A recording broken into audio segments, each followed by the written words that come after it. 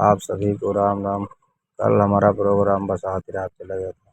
बारिश के जैसे देख सकते हैं तार बारिश में सारे भीग गए हैं। और ये हमारे यूनिट भी भीग गए थे। और हमारे मिक्सर में बारिश की वजह से पानी भी चला गया था। सबको धूप में रखे हैं सुखाने के लिए, क्योंकि बारिश बहुत तेज़ी के साथ ही देख सकते हैं मिक्सर में पानी चला गया था, इसलिए धूप में रखे हैं इसको। आप देख सकते हैं ये हमारी मशीनें रखी हुई हैं। मशीनों में बारिश गई है, लेकिन उतना ज़्यादा बारिश की वजह से पानी नहीं जा पाया है।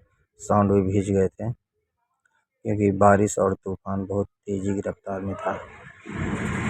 देख सकते हैं आप, प्रोग्राम अभी प्रारंभ है। बारिश की वजह से बोलना पड़ा मुझे।